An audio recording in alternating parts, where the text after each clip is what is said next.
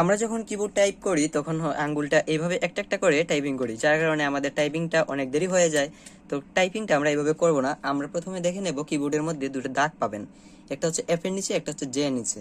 আপনার আঙ্গুলগুলো এইভাবে বসিয়ে দিবেন, এই এফ এর মধ্যে একটা, জে এর মধ্যে একটা, আমি যেভাবে বসাচ্ছি সেভাবে বসিয়ে নেবেন। বসানোর পরে দেখবেন চারটা আঙ্গুল ম্যাচ করে গেছে। চারটা আঙ্গুলের নিচে কি কি অক্ষর আছে সেগুলো মুখস্থ করে নেবেন, যেমন এ এস ডি এফ, এদিকে হচ্ছে জে কে এল কুলন। এখন মাঝখানে দুটো অক্ষর তো রয়ে গেল, এই দুটো কিভাবে কন্ট্রোল করবেন? এই বাম হাতের আঙ্গুল দিয়ে এফ এবং জি, আর ডান হাতের আঙ্গুল দিয়ে জে এবং এইচটাকে কন্ট্রোল করে নেবেন। রয়ে গেল বৃদ্ধাঙ্গুলি, বৃদ্ধাঙ্গুলিটা স্পেস বারে দিয়ে দিবেন। এখন যখন আপনি উপরের অক্ষরগুলো টাইপ করবেন তখন কি করবেন? আপনার হাতটা জায়গায় থাকবে, হাত কখনো নাড়াবেন না, শুধু যে আঙ্গুলের জায়গাটায় অন্য যে অক্ষরগুলো আছে সেইগুলো শুধু নাড়াবেন।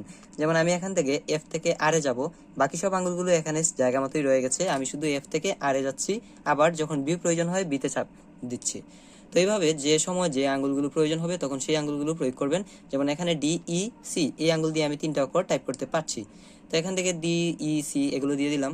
আবার এদিকে হচ্ছে এইচ, এদিকে হচ্ছে যে আমার জে, জের সাথে হবে জে ইউ জে এন দিতে পারেন, অথবা এইচ ভি কন্ট্রোল করতে হবে আপনার এই আঙ্গুল দিয়ে, H B Y, Y H B, এইভাবে টাইপিং করে করে মনে রাখবেন। যেমন K I M, K I M, K I M, এইভাবে টাইপিং যখন করবেন তখন মনে রাখবেন। এই পাশে ব্যাক স্পেস, এটা হচ্ছে এই আঙ্গুলটা ব্যবহার করবেন, ব্যাক স্পেসে এইভাবে প্রয়োগ করবেন। আর দুই পাশে দুইটা শিফট দেওয়া আছে যাতে আপনার বাম হাতটা ডান পাশে না যায় আর ডান হাতটা বাম পাশে না যায়। যেমন আমরা মাঝে মাঝে কি করি, এই পাশে শিফট এভাবে চেপে ধরে এভাবে টাইপিং করতে হলে এই পাশে আসতে হয়। তো আমরা কি করব, শিফট এই আঙ্গুল দিয়ে চেপে ধরবো এবং যে অক্ষরগুলো প্রয়োজন হয় এখান থেকে টাইপ করে নেব। আবার এই পাশে যখন ব্যবহার করবো তখন শিফট এই আঙ্গুল দিয়ে চেপে ধরে রাখবো এবং এই পাশ থেকে ব্যবহার করে নেব। এই হচ্ছে আমাদের স্পেস বার। দুই পাশে দুটো অল্টার দেওয়া আছে, দুটো উইন্ডোজ দেওয়া আছে, দুটো কন্ট্রোল কি দেওয়া আছে। তো শুরু থেকে এভাবে আঙ্গুল বসিয়ে টাইপিং করতে পারবেন না, প্রথমে একটু কষ্ট হবে, তাও এইভাবে টাইপিং করা শুরু করেন, তাহলে দেখবেন হাতগুলো অভ্যস্ত হয়ে গেছে। আর নাম্বারগুলো সবসময় মনে রাখবেন, আলফাবেটগুলো, যে কোন আঙ্গুলের নিচে কি আছে, তাহলে আর বারবার আপনাকে দেখে দেখে টাইপিং করতে হবে না।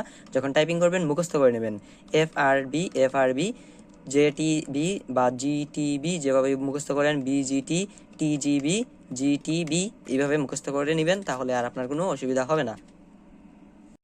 এখন আসি কিবোর্ডের কোন বাটনগুলোকে কি বলা হয় বা কোন কিগুলোকে কি নামে ডাকা হয়। এখানে F1 থেকে F12 পর্যন্ত যে সংখ্যাগুলো দেখতে পাচ্ছেন সেগুলো হচ্ছে আমাদের ফাংশন কি। মনে রাখবেন ফাংশন কি কয়টা, ফাংশন কি হচ্ছে 12টা। এদিকে 1 থেকে 0 পর্যন্ত সংখ্যাগুলো দেওয়া আছে, এগুলো হচ্ছে আমাদের নিউমেরিক কি বা নাম্বার কি। তারপরে এখন আমরা চলে যাব কিউ এ জেড থেকে, এদিকে এসে M K M L P, এইটুকু সবগুলো হচ্ছে আলফাবেট কি। তারপরে যদি আমরা একটা এই পাশে সরে যাই তাহলে পাবেন এখানে এরো কি, এগুলো হচ্ছে এরো কি। উপরে হচ্ছে বিশেষ কি বা আপনি বলতে পারেন হোম কি, ডেল কি, এগুলো নাম হিসেবে দেখতে পারেন। তারপরে আবার ডান পাশে আলাদা করে একটা নাম্বার পেড দেওয়া আছে, যাতে আমাদের টাইপিংটা স্লো না হয় তার জন্য আলাদা করে দেওয়া আছে। আর এখানে দেওয়া আছে যে স্ট্যাটাস লাইট, আপনি কখন কোন লাইটগুলো ব্যবহার করছেন সেটা এখান থেকে বুঝতে পারবেন। যেমন ক্যাপস লক চাপলে এখানে এ বা বড় হাতের আলফাবেট যে উঠবে সেজন্য এটা তৈরি হয়ে যায়। আর এখানে দেওয়া আছে প্রিন্ট স্ক্রিন, এগুলো হচ্ছে বিশেষ কি হিসেবে পরিচিত। তো এগুলো একবার মুখস্থ করে নেবেন। তাছাড়াও প্রতিটা কির আলাদা আলাদা নাম আছে, যেমন এটা হচ্ছে এপস কি, তারপরে tab key, caps lock, shift, control, windows, alt, space বার।